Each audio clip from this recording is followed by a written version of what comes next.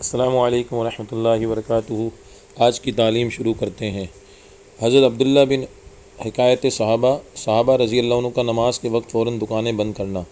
حضرت عبداللہ بن عمر رضی اللہ عنہ ایک مرتبہ بازار میں تشریف رکھتے تھے کہ جماعت کا وقت ہو گیا، دیکھا کہ فوراً سب کے سب اپنی دکانیں بند کر کے مسجد میں داخل ہو گئے۔ ابن عمر رضی اللہ عنہ فرماتے ہیں کہ انہی لوگوں کی شان میں یہ آیت شریفہ نازل ہوئی، جس کا ترجمہ ہے کہ ان مسجدوں میں ایسے لوگ صبح اور شام اللہ کی پاکی بیان کرتے ہیں جن کو اللہ کی یاد سے اور بالخصوص نماز پڑھنے اور زکوٰۃ دینے سے نہ خریدنا غفلت میں ڈالتا ہے نہ بیچنا۔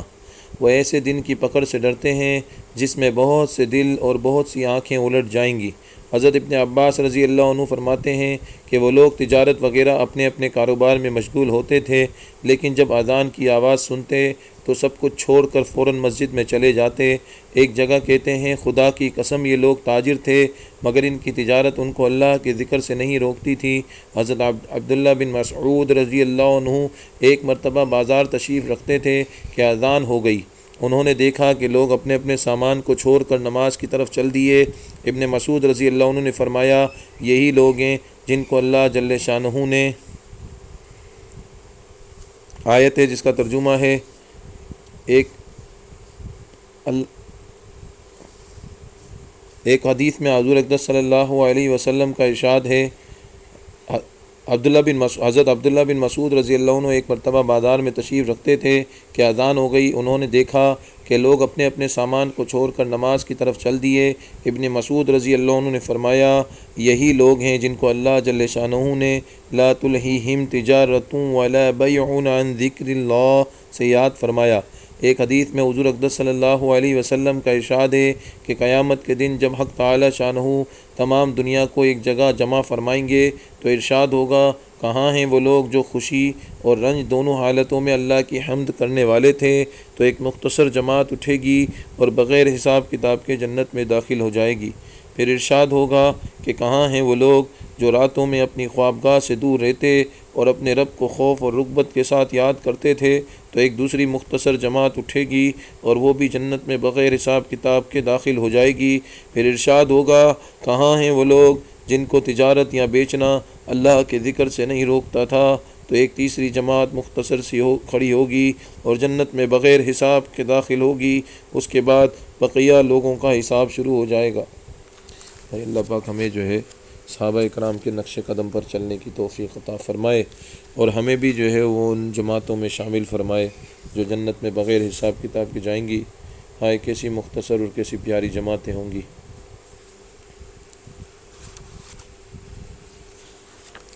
فضائل قرآن۔ عبداللہ بن عباس رضی اللہ عنہ نے نبی کریم صلی اللہ علیہ وسلم کا یہ ارشاد نقل کیا ہے کہ جس شخص کے قلب میں قرآن شریف کا کوئی حصہ بھی محفوظ نہیں وہ بامنزلہ ویران گھر کے ہے۔ ویران گھر کے ساتھ تشبیہ دینے میں ایک خاص لطیفہ بھی ہے، وہ یہ کہ خانہ خالی رادیوں میں گرد۔ اسی طرح جو قلب کلام پاک سے خالی ہوتا ہے شیاطین کا اس پر تسلط زیادہ ہوتا ہے۔ اس حدیث میں حفظ کی کس قدر تاکید فرمائی ہے کہ اس دل کو ویران گھر ارشاد ہوا ہے جس میں کلام پاک محفوظ نہیں۔ ابو ہریرہ رضی اللہ عنہ فرماتے ہیں کہ جس گھر میں کلام مجید پڑھا جاتا ہے اس کے اہل و عیال کثیر ہو جاتے ہیں، اس میں خیر و برکت بڑھ جاتی ہے، ملائکہ اس میں نازل ہوتے ہیں اور شیاطین اس گھر سے نکل جاتے ہیں، اور جس گھر میں تلاوت نہیں ہوتی اس میں تنگی اور بے برکتی ہوتی ہے، ملائکہ اس گھر سے چلے جاتے ہیں، شیاطین اس میں گھس جاتے ہیں۔ ابن مسعود رضی اللہ عنہ سے منقول ہے اور بعض لوگ حضور اقدس صلی اللہ علیہ وسلم سے نقل کرتے ہیں کہ خالی گھر وہی ہے جس میں تلاوت قرآن شریف نہ ہوتی ہو۔ اللہ پاک ہمیں قرآن پاک کی بھرپور تلاوت کرنے کی توفیق عطا فرمائے۔ روزانہ قرآن کی تلاوت کیا کریں، روزانہ کم از کم ایک پارہ پڑھا کریں۔ اگر یہ بھی نہیں ہے، وقت نہیں ہے، تو نکال کر تھوڑا سا ہی قرآن، آدھا پارہ، پاؤ پارہ، ایک صفحہ، ایک رکوع پڑھ لیا کریں، انشاءاللہ اس کی برکات نصیب ہوں گی۔ فضائل نماز۔ حضرت عبداللہ بن عمر رضی اللہ عنہ نبی کریم صلی اللہ علیہ وسلم کا ارشاد نقل کرتے ہیں کہ اسلام کی بنیاد 5 ستونوں پر ہے۔ سب سے اول لا الہ الا اللہ محمد الرسول اللہ کی گواہی دینا، یعنی اس بات کا اقرار کرنا کہ اللہ کے سوا کوئی معبود نہیں اور محمد صلی اللہ علیہ وسلم اس کے بندے اور رسول ہیں۔ اس کے بعد نماز کا قائم کرنا، زکوٰۃ ادا کرنا، حج کرنا، رمضان المبارک کے روزے رکھنا۔ فائدے میں شیخ الحدیث رحمۃ اللہ علیہ لکھتے ہیں یہ 5 چیزیں ایمان کے بڑے اصولوں اور اہم ارکان ہیں۔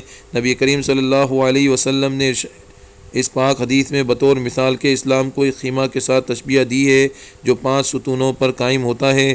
بس کلمہ شہادت خیمہ کی درمیانی لکڑی کی طرح ہے اور بقیہ 4 ارکان بمنزلہ ان 4 ستونوں کے ہیں جو چاروں کونوں پر ہوں گے۔ اگر درمیانی لکڑی نہ ہو تو خیمہ کھڑا ہی نہیں ہو سکتا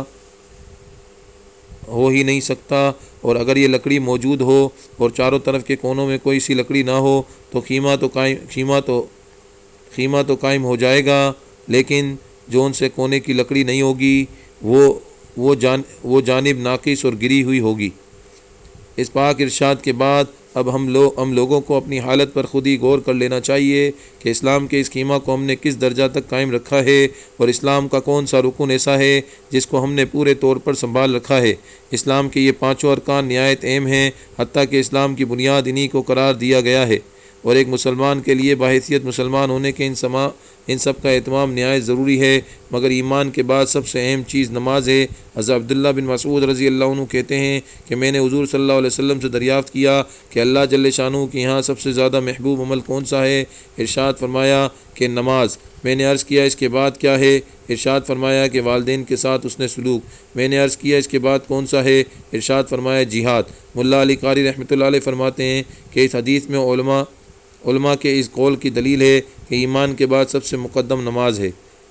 بھائی اللہ پاک ہمیں نماز کی پابندی کرنے والا بنائے اور نماز کو وقت پہ ادا کرنے والا بنائے۔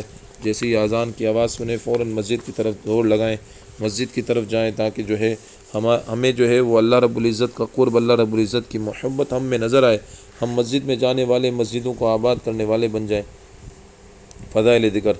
حضور اقدس صلی اللہ علیہ وسلم کا ارشاد ہے کہ لا الہ الا اللہ کا اقرار کثرت سے کرتے رہا کرو قبل اس کے کہ ایسا وقت آئے کہ تم اس کلمہ کو نہ کہہ سکو۔ فائدے میں شیخ الحدیث رحمۃ اللہ علیہ لکھتے ہیں یعنی موت حائل ہو جائے کہ اس کے بعد کسی عمل کا بھی وقت نہیں رہتا۔ زندگی کا زمانہ بہت تھوڑا سا ہے اور یہی عمل کرنے اور تخم بولینے کا وقت ہے، اور مرنے کے بعد کا زمانہ بہت ہی وسیع ہے اور ہاں وہی مل سکتا ہے جو یہاں بو دیا گیا۔ اللہ پاک ہمیں لا الہ الا اللہ کا کثرت سے پڑھنے کی توفیق عطا فرمائے۔ کم از کم روزانہ جو ہے روزانہ 1200 دفعہ لا الہ الا اللہ پڑھا کریں، اور اگر نہیں کر سکتے اتنا تو پھر کم از کم 100 دفعہ، 500 دفعہ، 400 دفعہ، جتنا آپ پڑھ سکتے ہیں اتنا آپ پڑھ لیا کریں۔ فضائل تبلیغ۔ حضرت عائشہ رضی اللہ عنہ فرماتی ہیں کہ نبی کریم صلی اللہ علیہ وسلم ایک مرتبہ دولت قضا پر تشریف لائے تو میں نے چہرہ انور پر ایک خاص اثر دیکھ کر محسوس کیا کہ کوئی اہم بات پیش آئی ہے۔ حضور صلی اللہ علیہ وسلم نے کسی سے کچھ بات چیت نہیں فرمائی اور وضو فرما کر مسجد میں تشریف لے گئے۔ میں حجرہ کی دیوار سے لگ کر سننے کھڑی ہو گئی کہ کیا ارشاد فرماتے ہیں۔ حضور صلی اللہ علیہ وسلم ممبر پر تشریف فرما ہوئے اور حمد و ثنا کے بعد ارشاد فرمایا، لوگوں اللہ تعالیٰ کا ارشاد ہے کہ امر بالمعروف اور نہی عن المنکر کرتے رہو، مبادا وہ وقت آ جائے کہ تم دعا مانگو اور وہ قبول نہ ہو، تم سوال کرو اور سوال پورا نہ کیا جائے، تم اپنے دشمنوں کے خلاف مجھ سے مدد چاہو اور میں تمہاری مدد نہ کروں۔ یہ کلمہ طیبات حضور صلی اللہ علیہ وسلم نے ارشاد فرمائے اور ممبر سے نیچے تشریف لے آئے۔ اے اللہ پاک ہمیں بھی جو ہے لوگوں کو جو ہے وہ صحیح راستہ دکھانے کی اچھی اور امر بالمعروف کرنے کی توفیق عطا فرمائے۔ امر بالمعروف کے لیے بہترین راستہ اللہ رب العزت نے ہمیں اس وقت جو دیا ہے وہ دعوت و تبلیغ کے نام سے الحمدللہ پوری دنیا میں آواز لگ رہی ہے۔ تو آپ سب سے گزارش ہے کہ آپ خود بھی جو ہے اللہ کے راستے میں وقت لگائیں اور امر بالمعروف کو سیکھیں، تاکہ امر بالمعروف اور نہی عن المنکر ہمارے دلوں میں اتر جائے اور ہم جگہ جگہ جا کر بس یہی لوگوں کو اعمال کی طرف لگانا، نمازوں کی طرف لگانا، ذکر کی طرف لگانا، لوگوں کو اللہ کے ساتھ جوڑ دینا اور اٹھے ہوئوں کو اللہ کے ساتھ جوڑ دینا اور لوگوں کو توبہ کا راستہ دکھانا، مسجد کا راستہ دکھانا، مسجد کے اندر لے کے آ جانا اور مسجد کے ساتھ جوڑ دینا، بس یہی محنت، یہی فکر ہے اور اسی فکر کے لیے یہ ساری محنتیں ہیں، یہ ساری کوششیں ہیں۔ ہمارا یہ تعلیمی سلسلہ بھی اسی محنت کی ایک کڑی ہے۔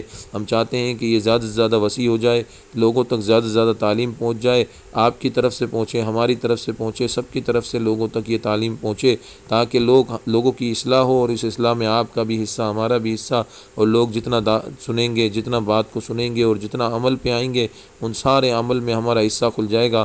آج مال کمانے کے لیے تو لوگ بہت ساری چیزیں کرتے ہیں کہ میرا حصہ یہاں سے بھی بن جائے، میرا حصہ وہاں سے بھی بن جائے، اور میرا کھاتہ کھل جائے، میرا اکاؤنٹ کھل جائے، اور میرے لیے میرے پاس اتنے افراد ہوں، اتنی چیزیں ہوں تاکہ میرا کھاتہ کھل جائے۔